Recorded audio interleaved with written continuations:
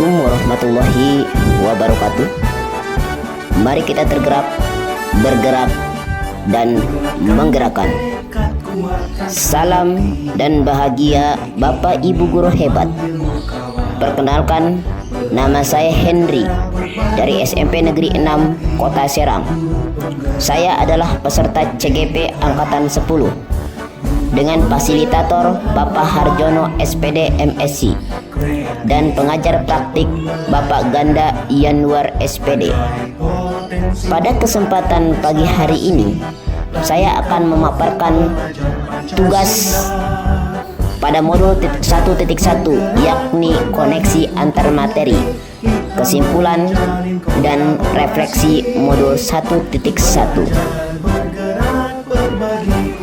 Pada modul 1.1 ini, ada beberapa pertanyaan pemantik yang harus dijawab oleh peserta CGP termasuk saya sebagai calon guru penggerak. Pertanyaan pertama, apa yang saya percayai tentang murid dan pembelajaran di kelas sebelum saya mempelajari modul 1.2? Pertanyaan yang kedua, apa yang merubah dari pemikiran atau perilaku saya setelah mempelajari modul ini? Pertanyaan yang ketiga, apa yang segera saya terapkan lebih baik agar kelas saya mencerminkan pemikiran Ki Hajar Dewantara? Baiklah Bapak Ibu guru hebat, saya akan membahas pertanyaan yang pertama, ya.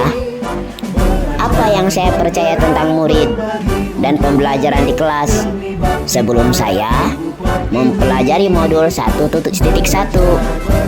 Nah, sebelum saya mempelajari modul 1.1, saya ketika menjadi guru ada beberapa hal nih ya. Kita lihat, yang pertama, guru mendominasi pembelajaran atau teacher centered. Nah, itu ya yang saya lakukan. Kemudian yang kedua, pembelajaran berfokus pada ketercapaian materi dan KKM atau mengutamakan aspek kognitif anak. Jadi fokus aja pada anak. Itu yang saya lakukan ya. Kemudian yang ketiga, guru kurang memahami karakteristik anak.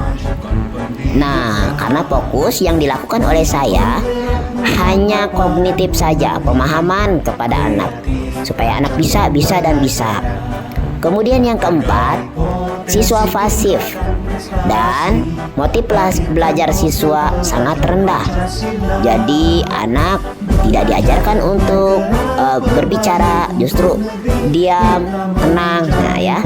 Kemudian yang kelima, suasana kelas yang tertib, tenang, dan anak-anak yang memahami materi adalah fokus utama bagi guru. Nah, itu ya. Dari kelima aspek inilah yang saya lakukan sebelum saya mengenal materi di modul 1.1. Baiklah Bapak Ibu guru hebat, kita lihat foto pembelajaran yang saya lakukan, di mana pembelajaran yang saya lakukan lebih berorientasi berpihak pada guru atau teacher center. Nah, di dalam foto itu saya melakukan ceramah ya. Yang penting apa yang saya sampaikan bisa diterima oleh anak dan anak fokus memahami pada kognitifnya saja. Ini adalah contoh-contoh pembelajaran teacher center sebelum saya mengenal modul 1.1 tentang filosofi Ki Hajar Dewantara, tentang guru yang menghamba pada peserta didik, yang menuntun dan berpihak pada peserta didik. Baik, beranjak ke pertanyaan yang kedua adalah apa yang berubah dari pemikiran atau perilaku saya setelah mempelajari modul ini. Nah ya, setelah mempelajari modul 1.1, ada perubahan dalam diri saya. baik perubahan dari segi pemikiran dan perubahan dari segi perilaku. Nah, adapun perubahan dari segi pemikiran diantaranya: 1. Ternyata guru bukan satu-satunya sumber belajar, ya. Yang kedua, pembelajaran yang kita lakukan berpusat pada murid, sudah bukan lagi berpusat pada guru. Dan yang ketiga, menghargai setiap karakter belajar, ya. Sedangkan yang merubah dari perilaku saya diantaranya: yang pertama, mengemas pembelajaran secara menarik agar motivasi belajar siswa meningkat. Kedua, memberikan kebebasan kepada setiap anak untuk menyelesaikan setiap tugas sesuai dengan bakat, minat, dan kreativitasnya masing-masing. Yang ketiga, lebih cermat melihat bakat anak atau menuntun sesuai kodratnya. Baiklah, beranjak ke pertanyaan yang terakhir, ya.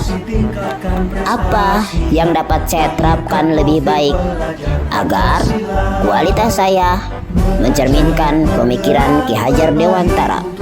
Nah, ada beberapa hal yang akan saya terapkan agar pemikiran dan gaya belajar saya sesuai dengan Ki Hajar Dewantara. Di antaranya, yang pertama, merancang pembelajaran yang interaktif dan menyenangkan dengan melibatkan peserta didik. Yang kedua, menerapkan pembelajaran berbasis kearifan lokal dan budaya setempat. Ketiga, menerapkan konsep merdeka belajar dan mengintegrasikan setiap pembelajaran dengan pencapaian profil pelajar Pancasila. Yang kelima, yang keempat, pembelajaran yang mengutamakan aspek budi pekerti.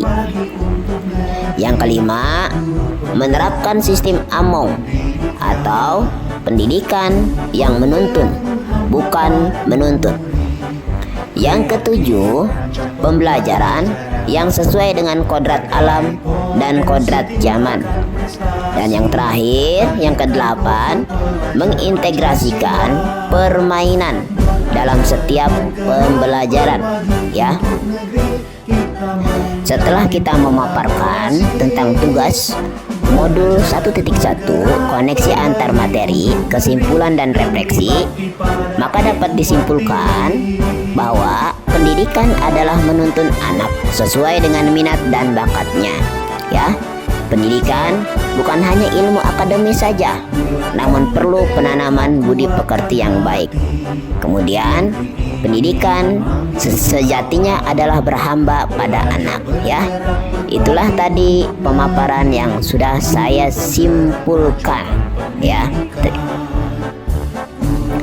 Terima kasih. Sebelum saya tutup, ada pantun nih buat fasilitator, yakni Bapak Harjono SPD MSc dan PP pengajar praktik, yakni Bapak Ganda Yanuar SPD. Ya, nih pantunnya ya. Kalau ada sumur di ladang, boleh kita menumpang mandi. Sampai berjumpa di tugas yang akan datang bersama saya, Pak Henry. Wabillahi taufiq wa hidayah. Assalamualaikum warahmatullahi wabarakatuh.